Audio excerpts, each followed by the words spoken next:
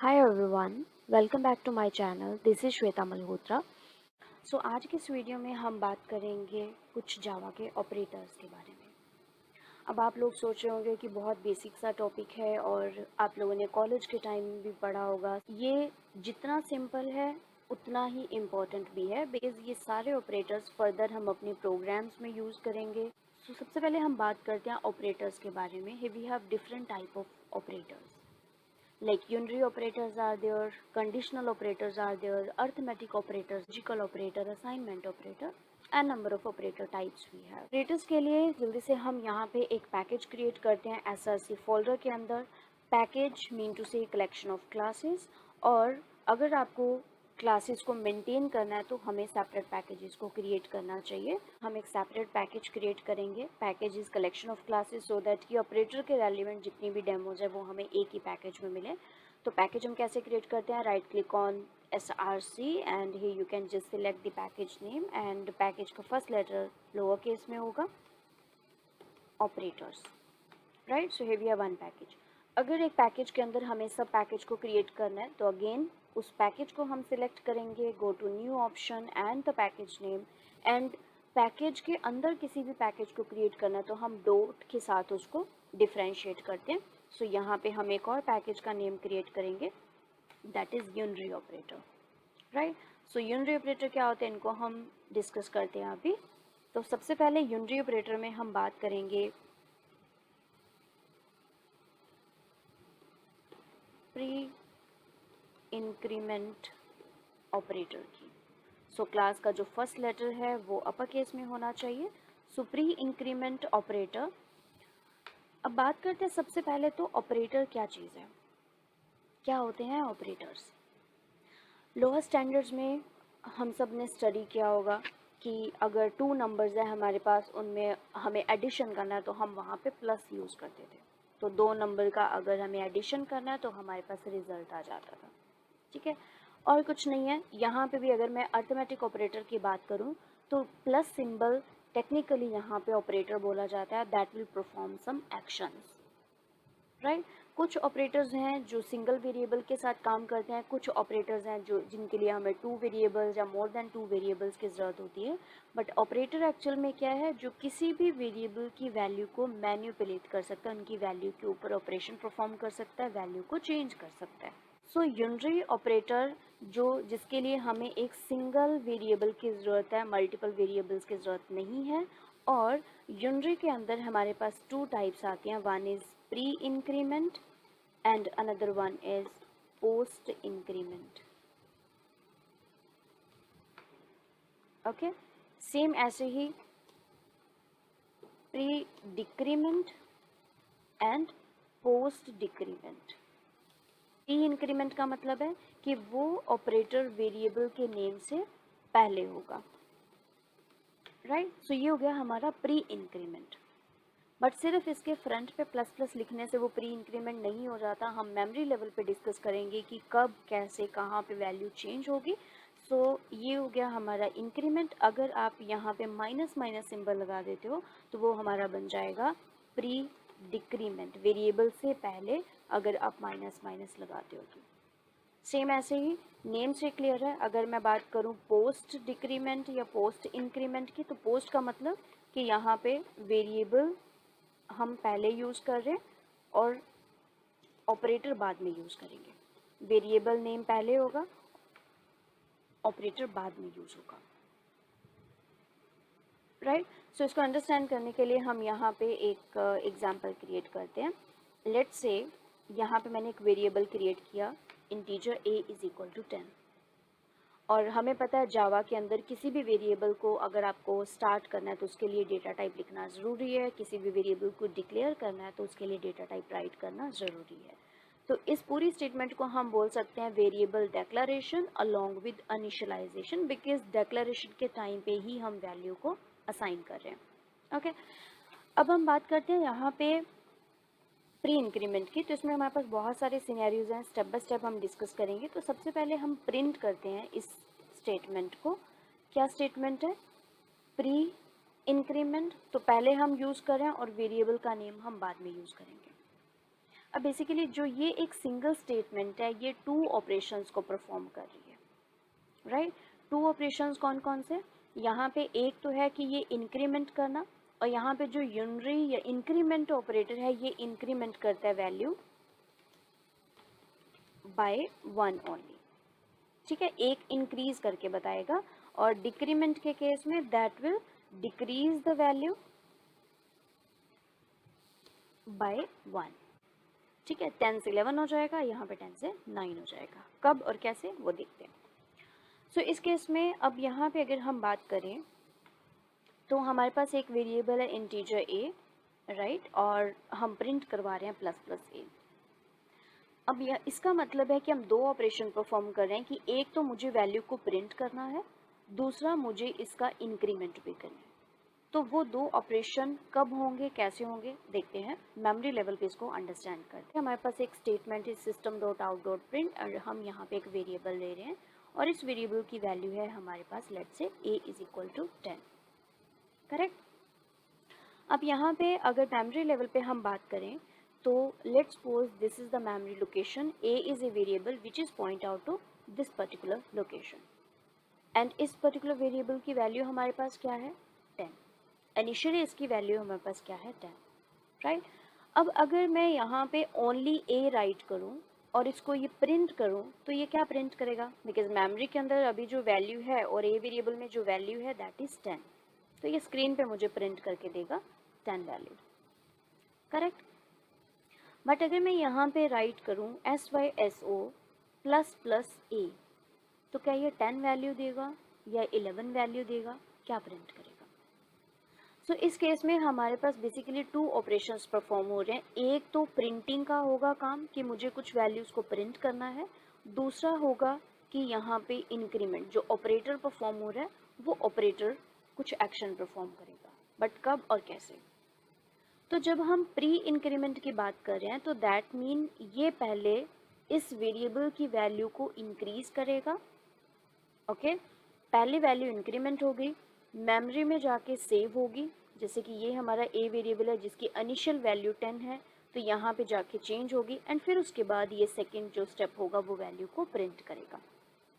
तो यहाँ पे रिजल्ट क्या होगा कि जब हम बात कर रहे हैं प्लस प्लस a की, तो दैट मीन्स वो क्या करेगा, पहले जो भी a वेरिएबल की वैल्यू है, a वेरिएबल की वैल्यू क्या है 10, तो वो टोटल क्या हो जाएगी यहाँ पे 11, राइट। और पहले इंक्रीमेंट होगा, मेमोरी में जाएगा, और बाद में जो भी a की लेटेस्ट वैल्यू होगी मेमोरी के अंदर वो हमारी स्क्रीन पे प्रिंट हो जाएगी। सो आउटपुट होगी यहाँ पे 11।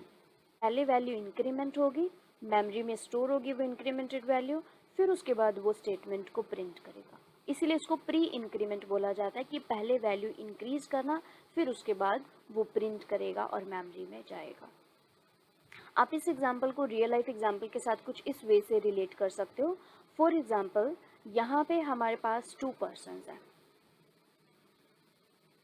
ठीक है। इस पर्सन के पास 10 रुपीज़ हैं और हमें जो भी अमाउंट होगी वो मुझे इस P2 पर्सन को हैंड ओवर करनी है।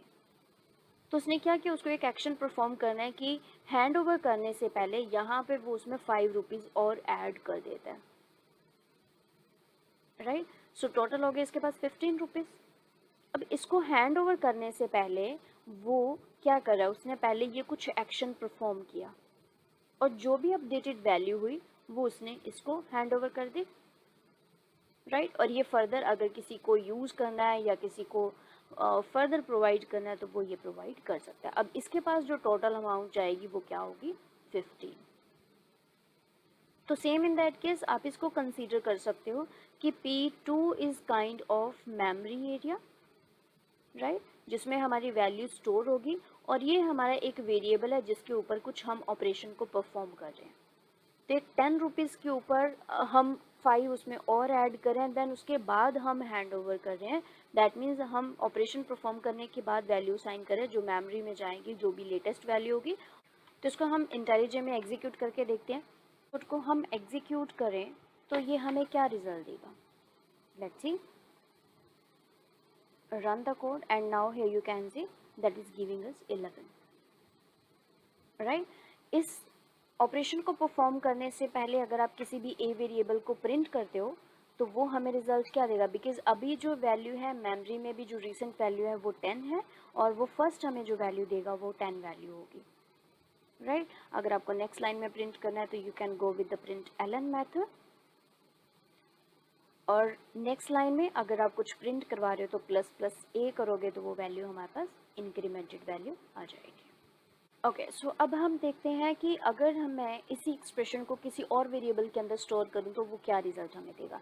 सो लेट्स सी,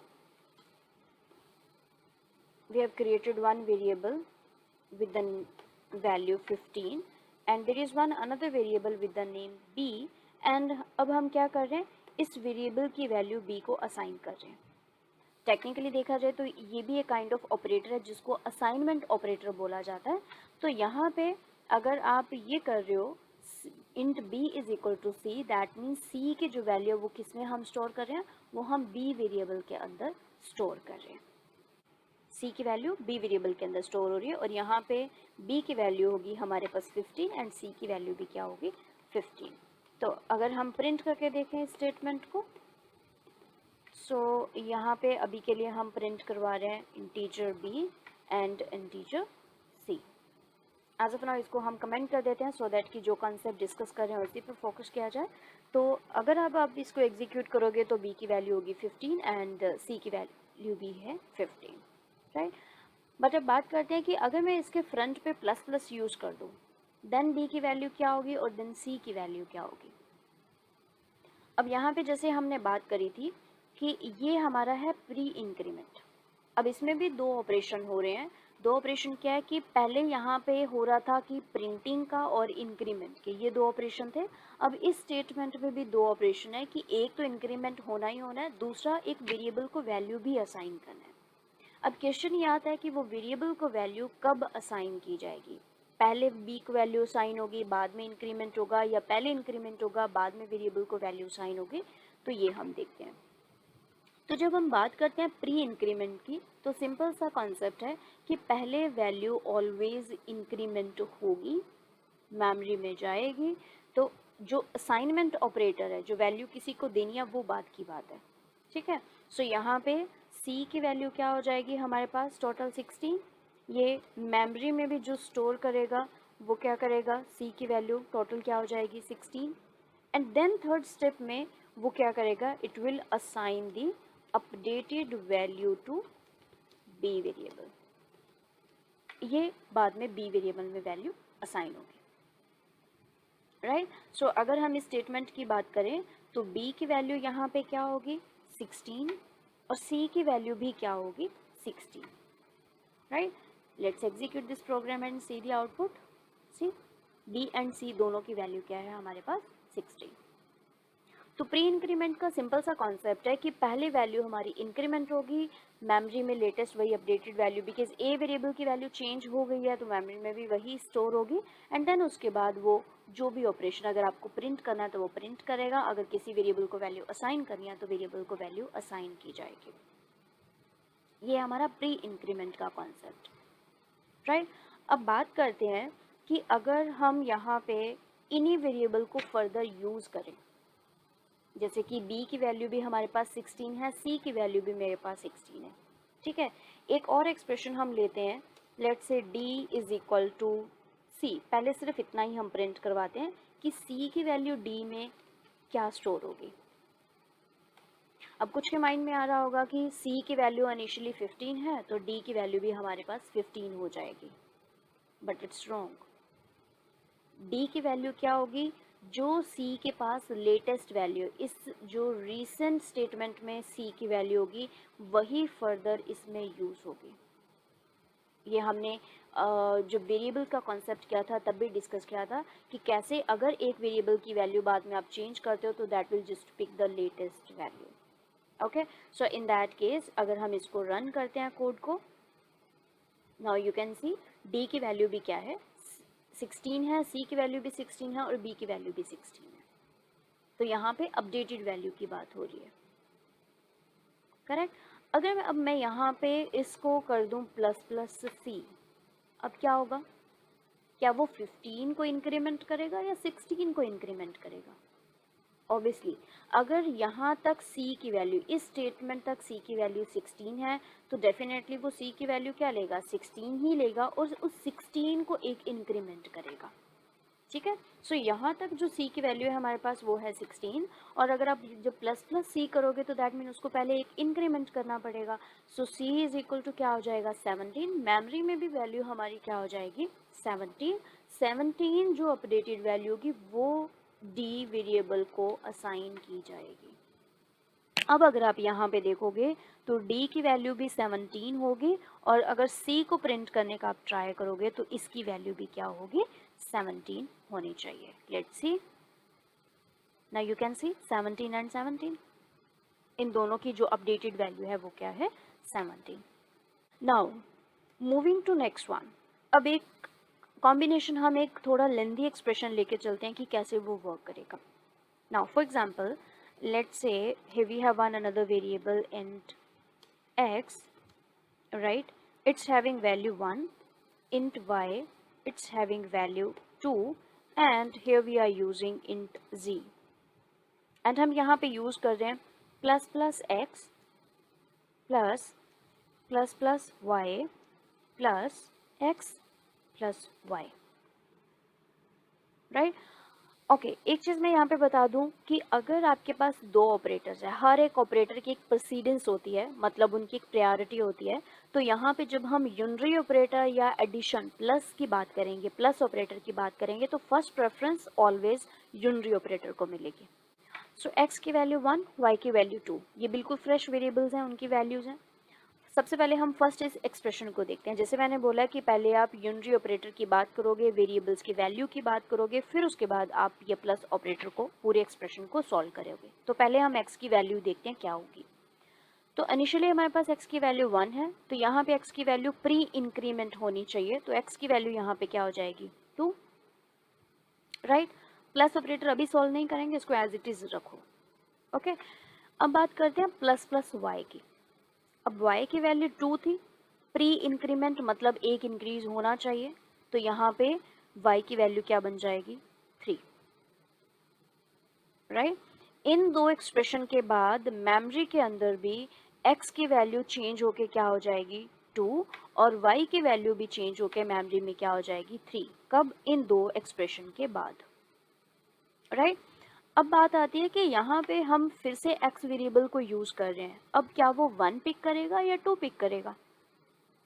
ऑल्दो हमने ये स्टेटमेंट डिफरेंट लाइंस पे नहीं लिखी है, एक ही लाइन में हम राइट कर रहे हैं, बट येस ऑपरेशन परफॉर्म करने के बाद उसने वैल्यू तो चेंज कर दी, राइट? सो यहाँ पे x की वैल्यू क्या हो जाएगी, फिर अभी जो लेटेस्ट वैल्यू है क्या है, 2, तो यहाँ पे वो क्या यूज करेंगे, x की वैल्यू होगी 2 और y की वैल्यू क्या होगी यहाँ पे, 3, करेक्ट? ऑपरेशंस परफॉर्म करने के बाद वेरिएबल की वैल्यू चेंज हो जाएगी, देन उसके बाद अगर आप फर्दर वेरिएबल को यूज करते हो तो वो उस लेटेस्ट वैल्यू के साथ ही फर्दर प्रोसीड करेगा। तो यहाँ पे अगर मैं इस एक्सप्रेशन को सॉल्व करूँ, अब आप इसमें एडिशन परफॉर्म कर सकते हो, तो अब इसका रिजल्ट क्या होगा, 3 to 5, 8 और 10। और इस स्टेटमेंट को अगर हम प्रिंट करें, system dot out dot print, और z वेरिएबल को प्रिंट करके देखें, तो रिजल्ट हमारे पास क्या आना चाहिए, 10। See the result is 10, correct? So ये है हमारा यूनरी ऑपरेटर। ओके, सो इस एग्जांपल को हम मेमोरी रिप्रेजेंटेशन में अंडरस्टैंड करते हैं कि कैसे इसका फ्लो रहता है और कैसे कोड हमारा एग्जीक्यूट होता है।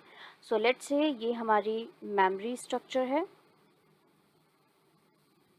राइट, जिसमें हम ये ले रहे हैं x is equal to 1, x इस पर्टिकुलर मेमोरी लोकेशन को पॉइंट आउट कर रहा है, करेक्ट? एंड यहाँ पे y है, y की वैल्यू हमारे पास क्या है, 2, ठीक? अब इसके बाद हम बोल रहे हैं z भी एक सेपरेट वेरिएबल है जिसमें कुछ वैल्यू जाएगी, बट क्या जाएगी पता नहीं अभी। सो सबसे पहले हम इस चीज़ को चेक करेंगे, पहले यूनरी ऑपरेटर को सॉल्व किया जाएगा, वेरिएबल की वैल्यू रखी जाएगी, फिर उसके बाद हम इनका टोटल कंप्लीट रिजल्ट फाइंड करेंगे कि सम क्या होगा, करेक्ट? सो यहाँ पे हम देखते हैं प्लस प्लस एक्स, मतलब कि वो पहले इंक्रीमेंट करे, 1 से जो भी इसकी वैल्यू 1 है 1 से चेंज होके क्या हो जाए 2, और मेमोरी में x वेरिएबल है तो ऑब्वियसली मेमोरी में भी यहाँ पे आके क्या चेंज हो जाएगा, यहाँ पे आ जाएगा 2, right. Then plus as it is variable use करते हैं, फिर आता है प्री इंक्रीमेंट y की वैल्यू क्या है यहाँ पे 2, बट हम प्री इंक्रीमेंट की बात करें तो वो चेंज होके क्या हो जाएगा 3, और मेमोरी में भी जाएगा यहाँ पे हो जाएगा 3। अब इन एक्सप्रेशन के बाद हम फिर से x एंड y को यूज़ कर रहे हैं। डेफिनेटली जब मेमोरी में सेव होता है तो वो जो JVM है वो मेमोरी से ही वैल्यू को फेच करके रीड करता है। सो यहाँ पे वो चेक करेगा कि x की वैल्यू मेमोरी के अंदर रिसेंट वैल्यू क्या है 2, और y की रिसेंट वैल्यू मेमोरी के अंदर क्या है 3, और ये इनका जो भी कंप्लीट सम होगा वो किस वेरिएबल को अब असाइन किया जाएगा, वो असाइन किया जाएगा z वेरिएबल को, और z वेरिएबल में ये वैल्यू हमारी चेंज होके यहाँ पे स्टोर हो जाएगी विद वैल्यू 10। तो ये इस वे से वर्क करता है प्री इंक्रीमेंट। फॉर एग्जांपल देखते हैं। सो हम दो वेरिएबल क्रिएट कर रहे हैं जिनमें वैल्यू है m is equal to 10, n is equal to 10, okay. And now I am using m plus plus. इसमें हम ना तो किसी को वेरिएबल की वैल्यू असाइन कर रहे हैं, ना ही हम कुछ स्टेटमेंट प्रिंट करवा रहे हैं, जस्ट हम यूज़ कर रहे हैं यहाँ पे plus plus m plus plus n, okay. और देन एक एक्सप्रेशन हम यूज़ करेंगे m plus plus plus plus plus n plus m, correct. और हमें ये वैल्यू को प्रिंट करना है कि इसमें m की वैल्यू क्या होगी, n की वैल्यू क्या होगी और j की वैल्यू क्या होगी। सो हम पहले चेक कर लेते हैं j की वैल्यू, देन हम चेक करेंगे m की वैल्यू एंड देन n की value, okay.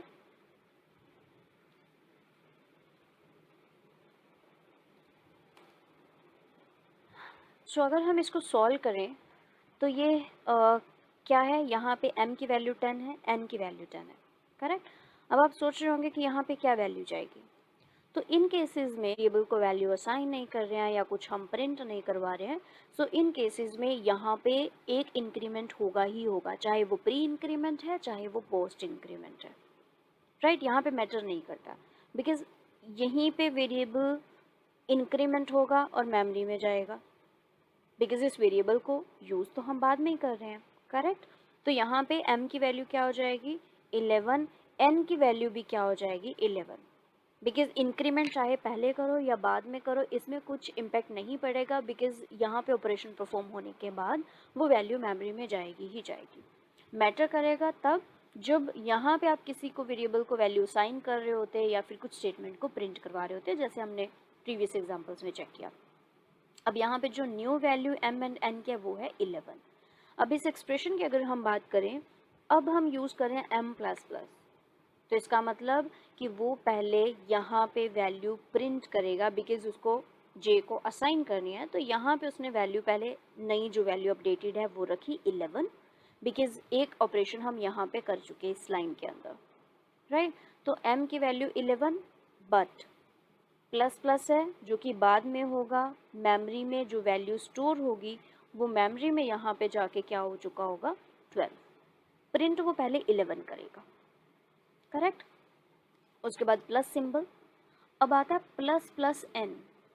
So plus plus मतलब पहले हमें इंक्रीमेंट करना होगा, जो भी इंक्रीमेंटेड वैल्यू मेमोरी में जाएगी देन उस वेरिएबल की मेमोरी से वैल्यू उठ के आएगी।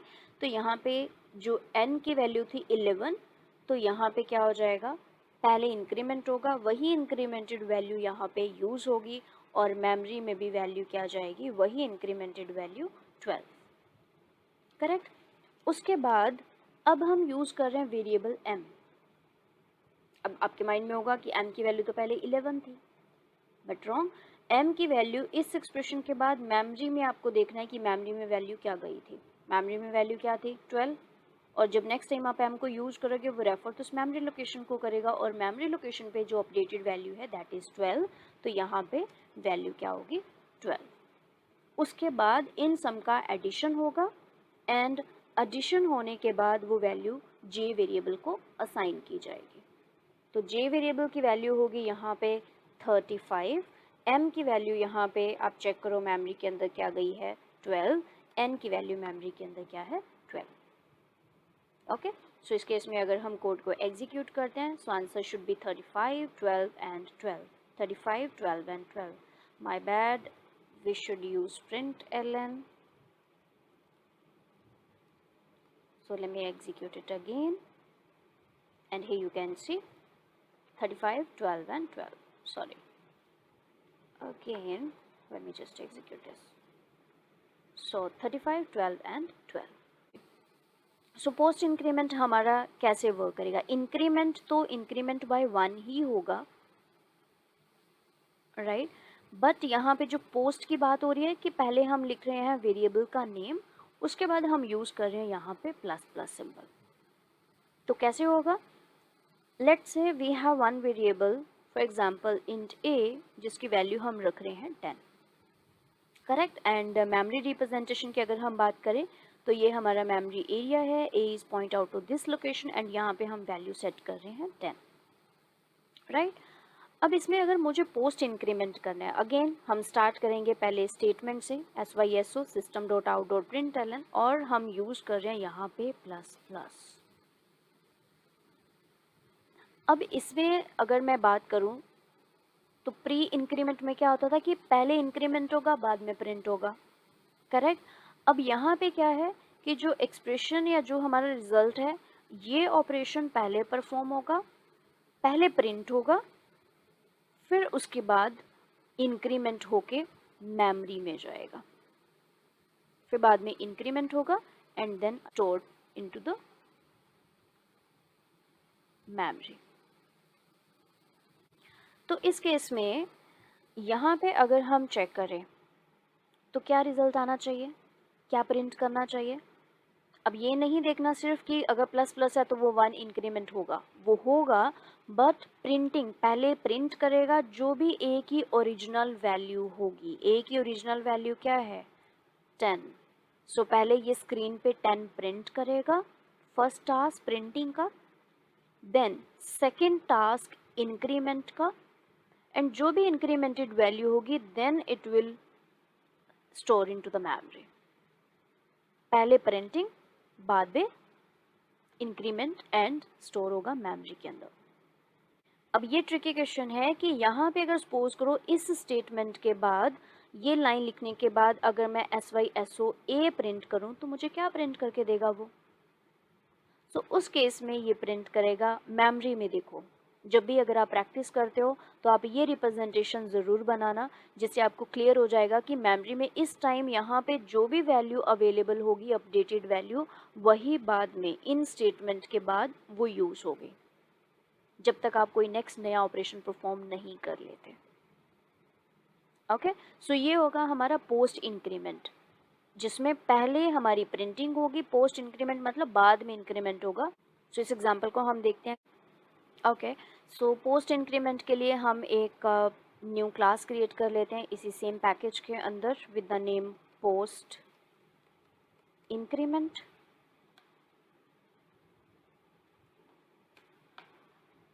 एंड इसके अंदर हम क्रिएट करेंगे एक मेन मेथड, एंड अब हम लिख लेते हैं यहाँ पे कोई भी एक वेरिएबल जिसकी वैल्यू लेट से हमारे पास है 2, राइट? एंड सेम जैसे हम पहले कर रहे थे कि इसमें हम पहले प्रिंट करेंगे a प्लस प्लस, तो क्या रिज़ल्ट आना चाहिए? जैसे मैंने बोला कि पहले होगा प्रिंट, तो प्रिंट a की वैल्यू जो डिफ़ॉल्ट वैल्यू है वो क्या है? वो तो 2 है, करेक्ट? डिफ़ॉल्ट वैल्यू हमारी यहाँ पे क्या है 2, और बाद में मेमोरी में ये इंक्रीमेंट होगा अगर हम यहाँ पे system.out.println और ओनली a प्रिंट करते हैं कि मेमोरी में इंक्रीमेंट होने के बाद यहाँ पे वैल्यू क्या 3 होगी या 2 होगी। So let's see, execute the program, and यहाँ पे आप चेक करोगे तो पहले इसने वैल्यू दिया 2 और बाद में वैल्यू दी 3। आप नेक्स्ट लाइन के लिए यूज़ कर सकते हो println मेथड। तो यहाँ पे अब हमारे पास जो इंक्रीमेंटेड वैल्यू आ रही है वो क्या है 3। अब इस स्टेटमेंट के बाद अब जब भी ए यूज़ करोगे वो 3 होगा, यस, तब तक जब तक आप कोई नया ऑपरेशन इस ए वेरिएबल के ऊपर नहीं कर देते, करेक्ट?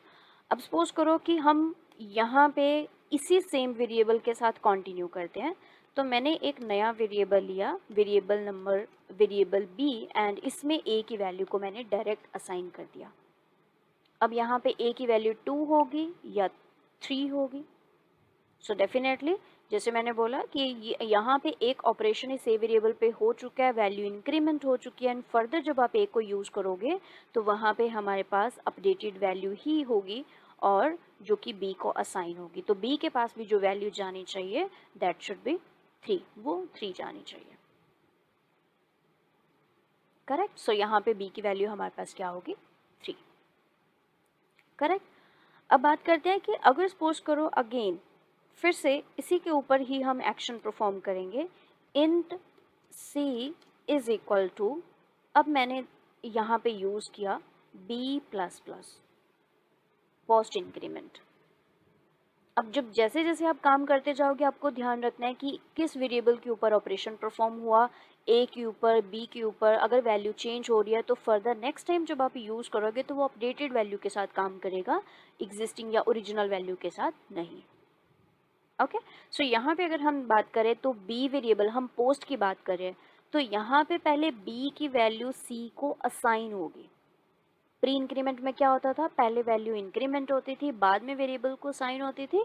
यहाँ पे इस केस में क्या होगा, फर्स्ट जो टास्क होगा वो क्या है, पहले value assign to variable c होगी, देन सेकेंड स्टेप में क्या होगा, it will increment the value of b by 1, right. Print करके देखते हैं। सो c की वैल्यू हमारे पास क्या होगी और b की वैल्यू हमारे पास क्या होगी। तो पहले हम वर्बली चेक करते हैं कि c की वैल्यू क्या होनी चाहिए। यहाँ तक हमने चेक किया था कि a की वैल्यू 3 थी, यही 3 वैल्यू b को असाइन की गई थी और b की वैल्यू यहाँ पे क्या थी, 3 थी। ओके। और फिर इसी b को हम यूज़ कर रहे हैं तो पहले c को वैल्यू असाइन होगी, तो c को वैल्यू असाइन क्या होगी, वही पुरानी वैल्यू 3, बट अब उसके बाद मेमोरी में इंक्रीमेंट होगा, मेमोरी में स्टोर होगा, तो यहाँ पे वैल्यू b की क्या आनी चाहिए, 4। करेक्ट। अब अगर आप इसको रन करते हो तो c की वैल्यू 3 एंड b की वैल्यू 4, राइट। अब एक एग्जाम्पल करते हैं जिसमें दोनों का कॉम्बिनेशन होगा, प्री इंक्रीमेंट भी होगा, पोस्ट इंक्रीमेंट भी होगा, और आप इसको ट्राई करोगे।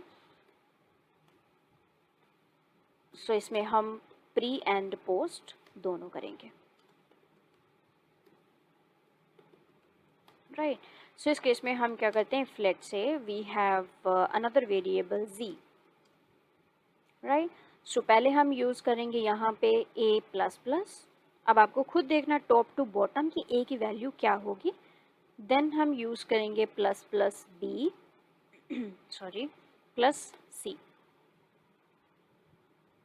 राइट। और इस यहाँ पे हम प्रिंट करते हैं ये सारे variables a b c and z, change करते हैं वेरिएबल्स को। तब तक आप इसको सोल्व करो, ट्राई करो कि इसका रिजल्ट क्या होगा। करेक्ट। ओके। सो इसको अगर हम चेक करें तो इस एक्सप्रेशन से पहले हम सब ए वेरिएबल्स की वैल्यू हम यहाँ पे राइट करते हैं कि a की वैल्यू क्या थी हमारे पास, b की वैल्यू क्या थी हमारे पास, एंड c की वैल्यू क्या थी, राइट। यहाँ पे अगर हम चेक करें तो a वेरिएबल इस स्टेटमेंट के बाद a वेरिएबल को कहीं पे भी इस वेरिएबल के ऊपर ऑपरेशन परफॉर्म नहीं हुआ, तो a की वैल्यू क्या है हमारे पास, last value 3, right. b variable की बात करें तो b की लास्ट वैल्यू हमने जो स्टडी की है वो क्या है, 4, और c की वैल्यू क्या है, 3। ये सारे ऑपरेशन परफॉर्म करने के बाद ये हमारे पास 3 वैल्यूज। अगर आपको कंफर्म करना है तो आप इन स्टेटमेंट को एक साथ प्रिंट करके देख सकते हो, करेक्ट। अब यहाँ पे हम बात करते हैं कि जब आप इन स्टेटमेंट को प्रिंट करोगे तो क्या रिजल्ट होगा, बट उससे पहले हमें ये एक्सप्रेशन को सॉल्व करना होगा। सो एक्सप्रेशन सॉल्व करते हैं।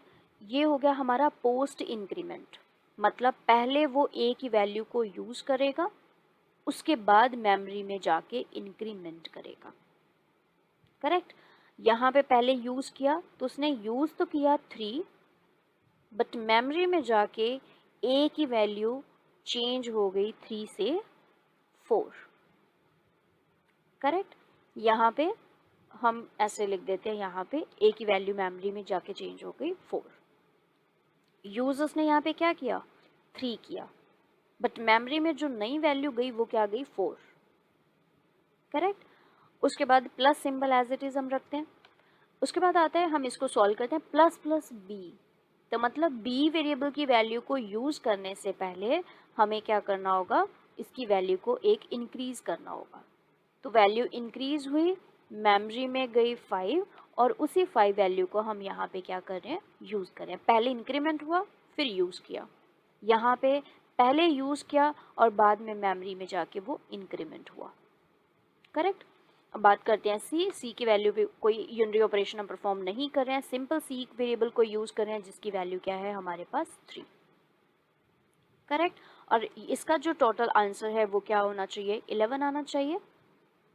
बट यहाँ पे ए वेरिएबल की वैल्यू क्या होगी वो देखते हैं, इससे आपको क्लियर हो जाएगा। तो मेमोरी में यहाँ पे ये बात हो रही है मेमोरी के अंदर ए की वेरिएबल की वैल्यू, ना कि यहाँ पे क्या यूज किया, ठीक है। इस एक्सप्रेशन के बाद ए की वैल्यू क्या हुई, values of variables in memory, ठीक है। सो हम यहाँ पे एक बार फिर लिख देते हैं, ए की वैल्यू होगी 4, बी की वैल्यू क्या होगी 5, एंड सी की वैल्यू तो एज इट इज है ही 3। तो ए की वैल्यू आनी चाहिए 4, बी की वैल्यू होनी चाहिए 5, सी की वैल्यू हमारे पास होनी चाहिए 3, एंड जी की वैल्यू जो हमने कैलकुलेशन किया इसका आंसर आना चाहिए 11। और रिजल्ट की क्लैरिटी के लिए, डिफ्रेंशिएट करने के लिए हम यहाँ पे कुछ ऐसी स्टेटमेंट यूज़ कर लेते हैं जिससे क्लियर हो जाए कि ये हमारी अभी नई वैल्यू की बात हो रही है, ठीक है जी। रन करते हैं इसको। So answer should be 4, 5, 3 and 11, c. Okay, so print ln use नहीं किया तो इसीलिए वो 4 हमें नेक्स्ट लाइन में शो नहीं कर रहा है। ना यू कैन सी 4, यही हमने लिखा, 4, 5, 3 and 11। Okay, so this is all about the increment operator, pre-increment operator and the post-increment operator. अगर किसी को इस टॉपिक में कुछ भी डाउट है प्लीज़ कमेंट सेक्शन में बताना, सो मैं ट्राई करूँगी कि उन क्वेरी का आंसर कर पाऊँ।